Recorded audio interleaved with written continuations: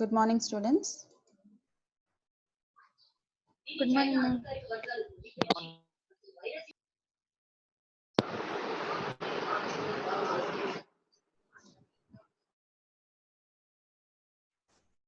So yesterday we started with plant embryology. So today we'll continue with where we stopped yesterday, okay? So yesterday we saw what is plant embryology, how a plant is formed from a fertilized egg or a zygote. So in this embryology, we are going to study what are all the different events that happen before fertilization and after fertilization. That is the formation, that is the development and the structure of micro and megasporangia, and the male and female gametophytes, fertilization and post-fertilization events like the formation of embryo, development of embryo, different divisions that the embryo undergoes to form a small seedling, and then how endosperm nourishes this developing embryo. So all of these events will be covered in embryology. So we also saw what are the different parts of the plant, parts of a flower, what are essential and what are non-essential parts, what is the female reproductive part, that is your pistil, and what is the male reproductive part, that is your stamen, right? So yesterday we were focusing on our male gametophyte development, which is nothing but your microsporangium. So this microsporangium is your stamen. So stamen has two parts, filament and anther, and it can be dithecous anther or monothecous anther, and each lobe again has two theca inside it. So we also saw what is the structure of a microsporangium or anther in detail, that is the transverse section. So we saw that it has four layers, that is epidermis, endothecium, middle layer and tapetum. And we saw that tapetum is the most important layer of all these four layers. And tapetum can be two types, that is secretory tapetum or right?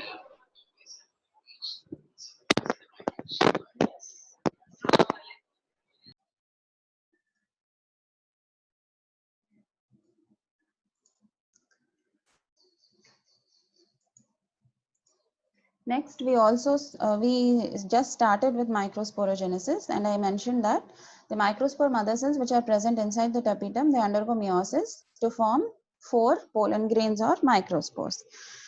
And these pollen grains are all attached together to form a tetrad. And these pollen grains get separated just before the anther releases them to the outside. And before that, the nucleus that is present inside the pollen grain will divide to form two nuclei. One is the generative nucleus and the other is the tube nucleus.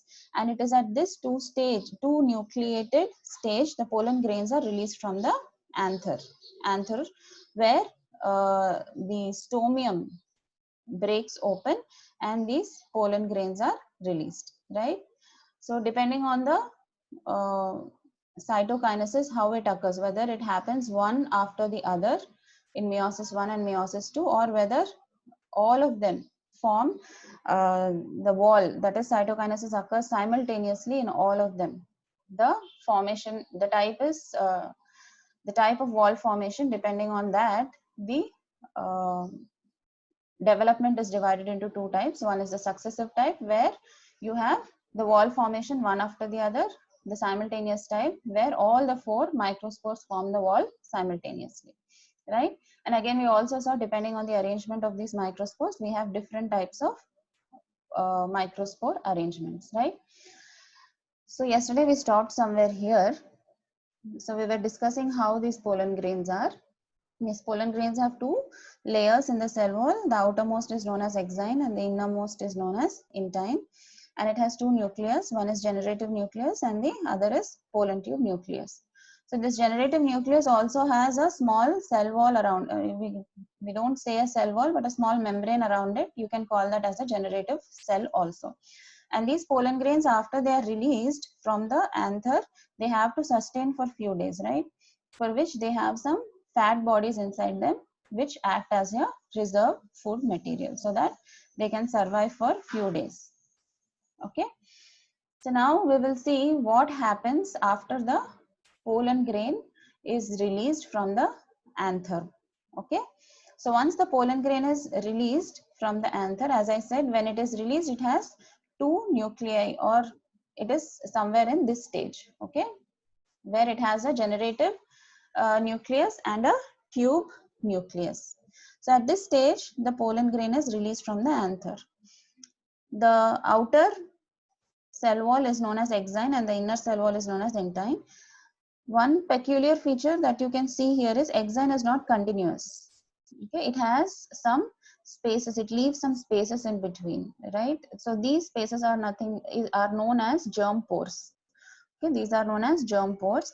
And after this two nucleated pollen grain reaches the stigma of a flower, stigma, which is a part of the female reproductive system of the plant. So these pollen grains go and fall on the stigma of the flower. So the stigma of the flower has certain sticky substances to attract and keep the pollens there. Okay.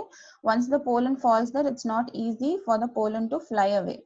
So it has certain mucilaginous, sugary, sweet, sticky substances present in the stigma. So when these pollen grains fall on that, they absorb those sticky substances and this cell wall swells.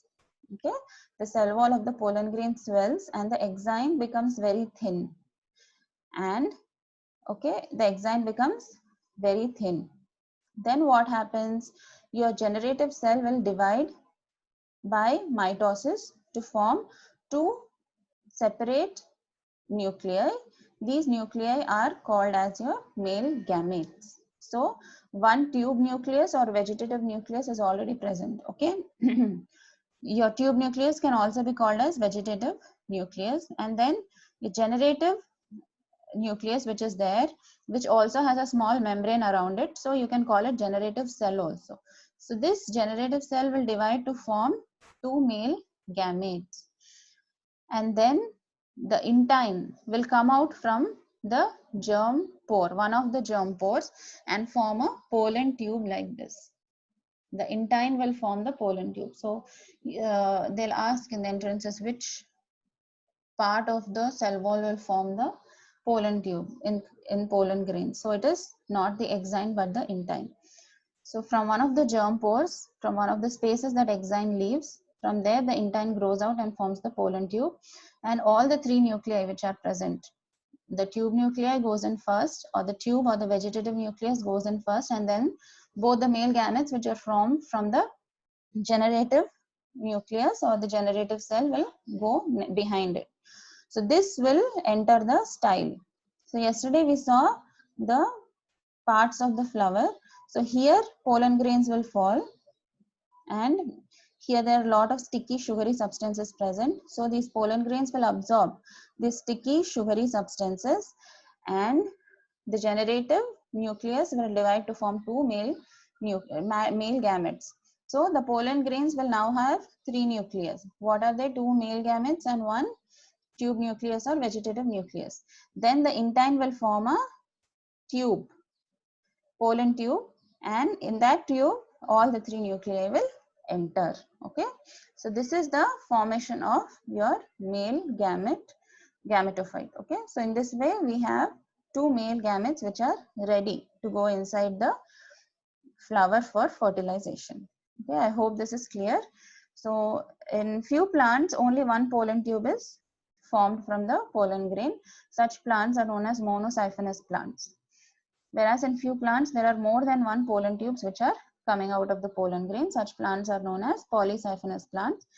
Examples for these are Malvaceae and Cucurbitaceae family members. Okay.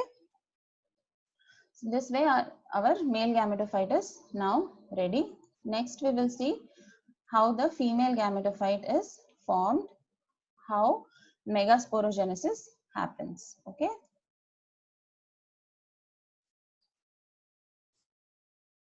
So megasporangium means your ovule. So when we look at the ovules, ovules are integumented megasporangium. So this is your ovule, which you can see in the center, and these are the integuments.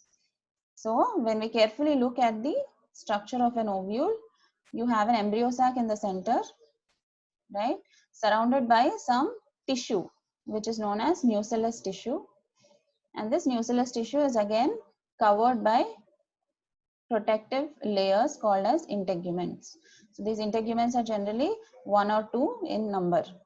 Okay, and there is an opening present at the at one end. So these integuments do not cover the embryo sac completely. They leave a small space, and that space is known as micropyle. So the end where micropyle is present is known as micropylar end, and the end opposite to the micropyle is known as chalaza, and this end is known as chalazal end. So all these ovules have a stalk, okay, and these stalks are known as funiculus. So this is a basic structure of an ovule.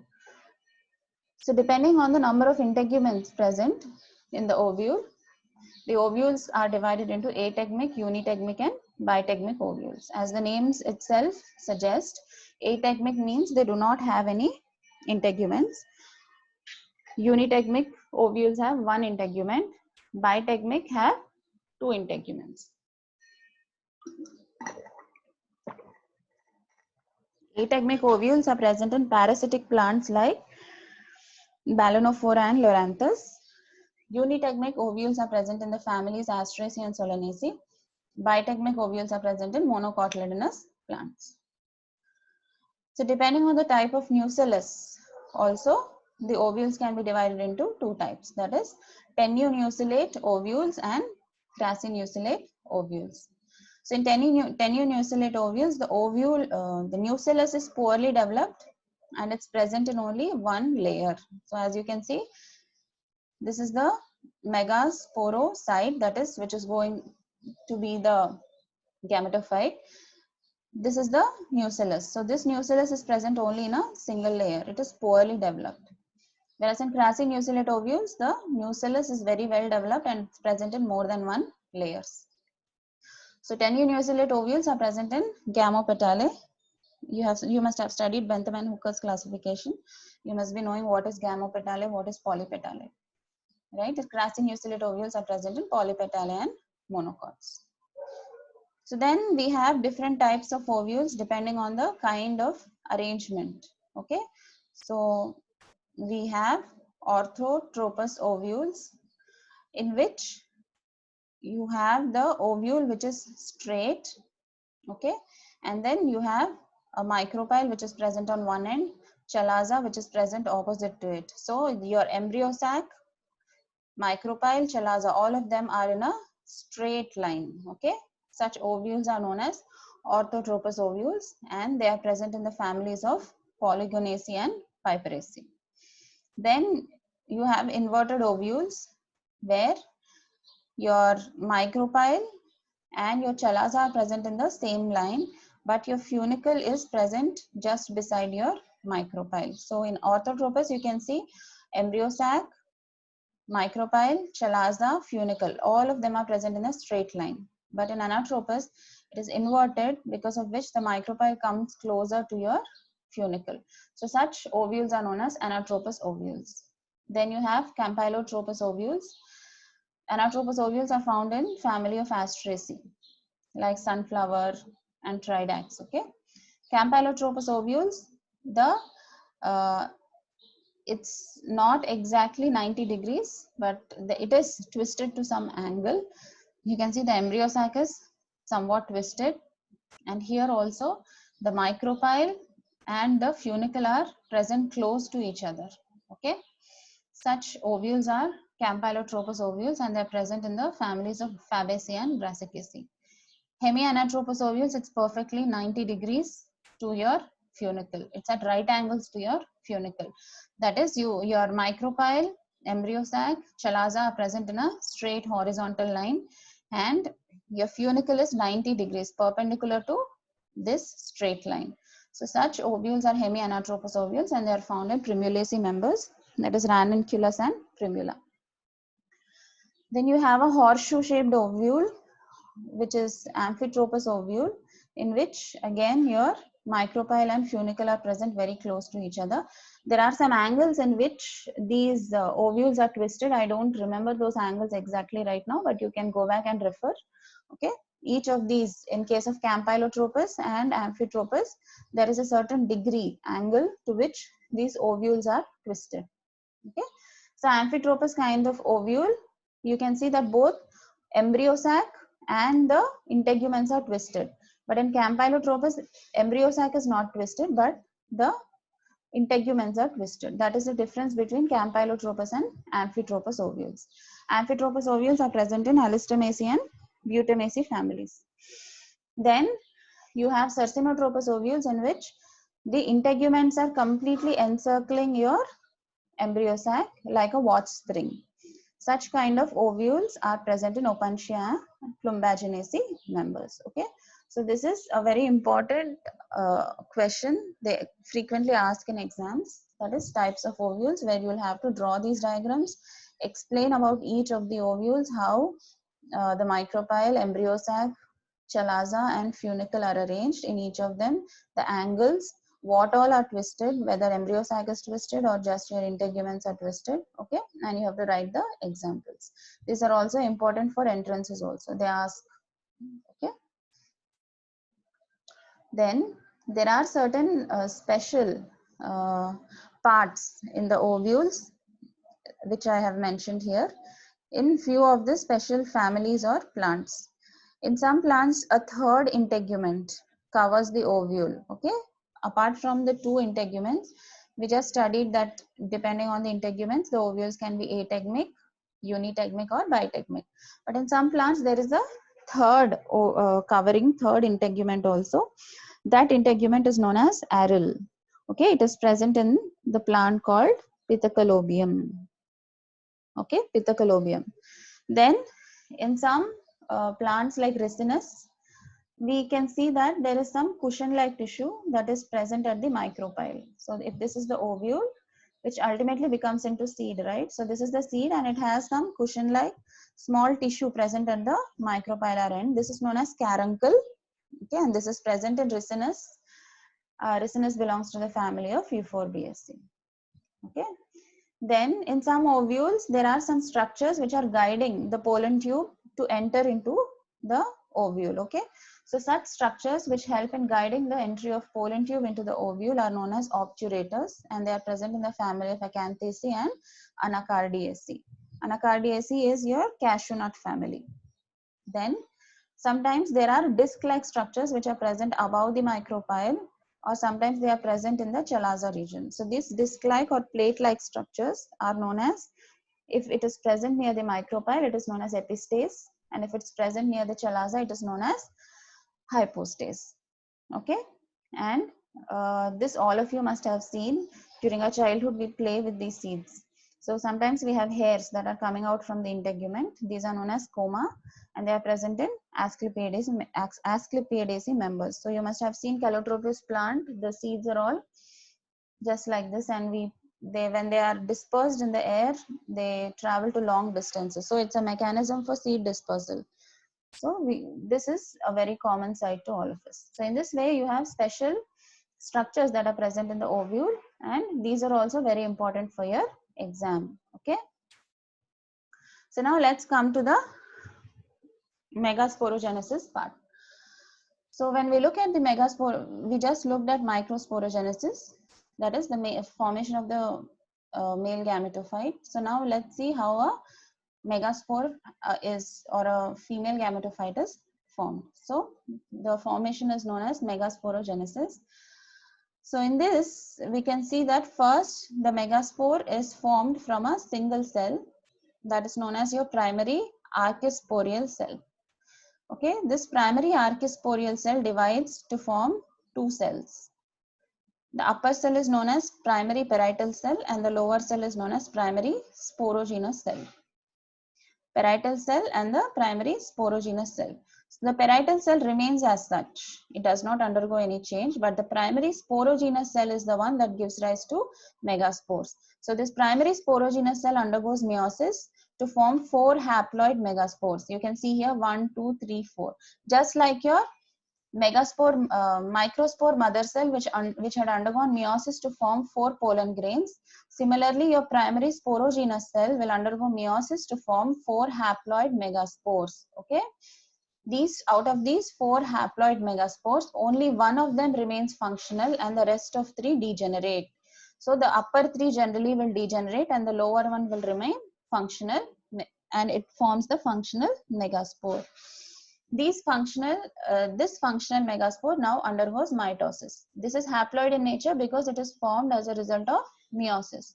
So this nucleus will undergo mitosis to form 8 nuclei. So these 8 nuclei will migrate to either poles. Okay, one will go to the upper pole and 4 of them will go to the upper pole. The other 4 will go to the lower pole. Okay, so first what happens, the first mitosis, 2 cells will form, 2 nuclei will form. One nuclei will go to the upper end of the megaspore and one will go to the lower end, and then each of these nuclei will undergo another mitosis to form again 2 nuclei at either end. Then these 2 will form 4.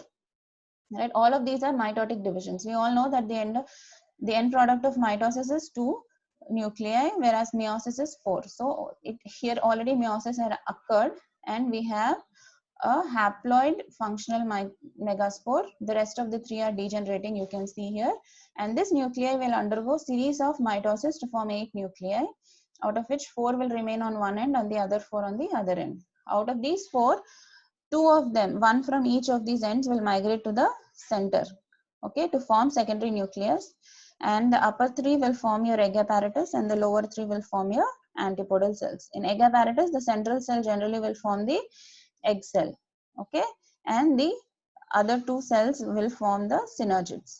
So these nuclei will, after the migration of one nucleus from each of the end, these nuclei which are present, the 3 nuclei on either end, will synthesize a cell wall around themselves to form cells.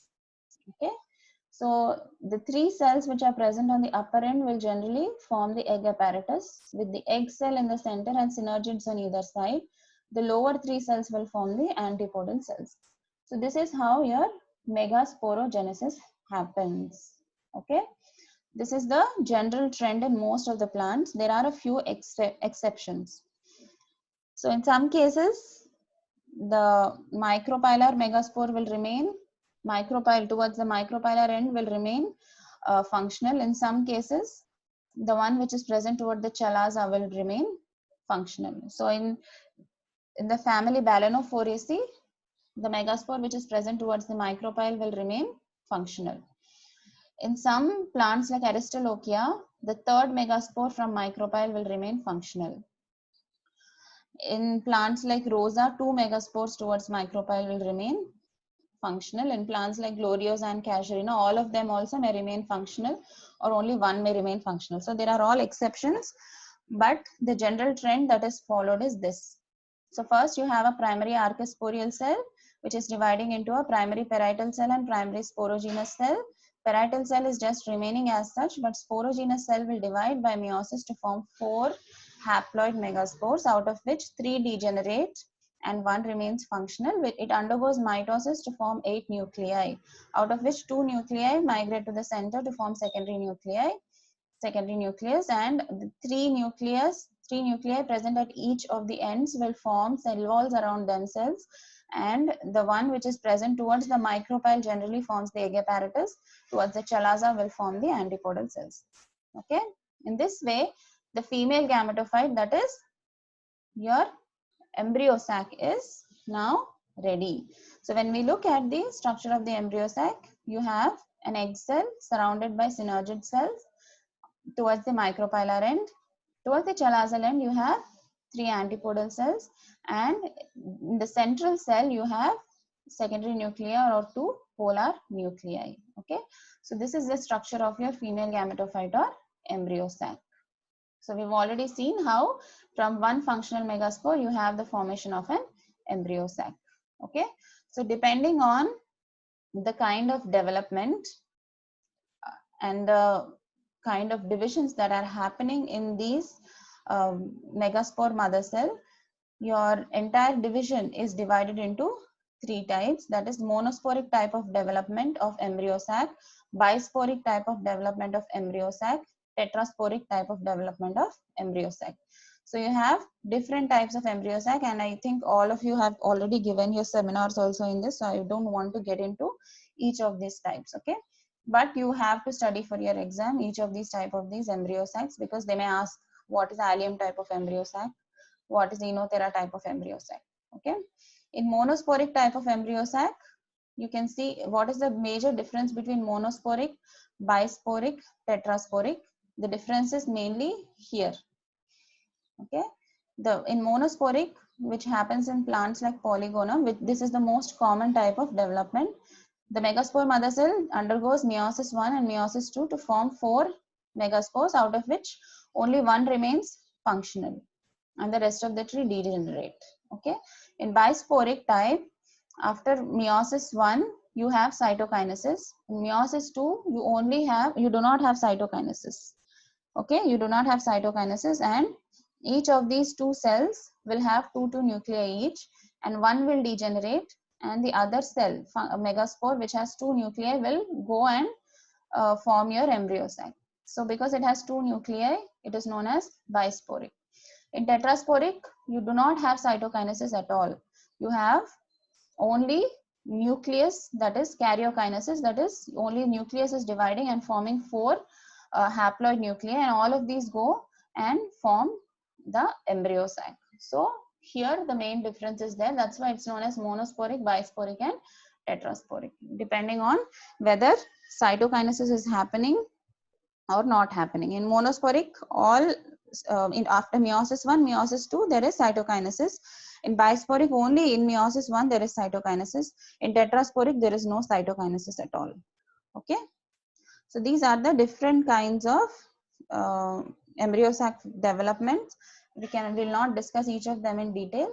You can go through them as a part of today's assignment. Okay, you can go through each one of them, what kind of events are happening and how the embryo sac is forming. Okay, so this way you have your male gametophyte which is ready with 2 male gametes inside, and you have your female gametophyte also, which is the embryo sac which is ready. So tomorrow we'll look at how this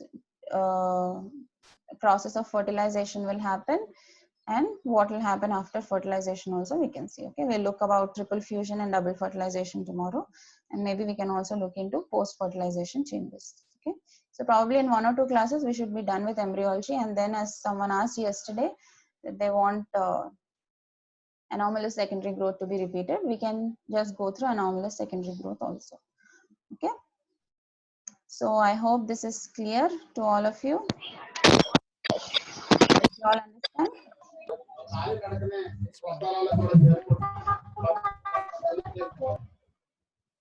Did you all understand, or do you have any more doubts?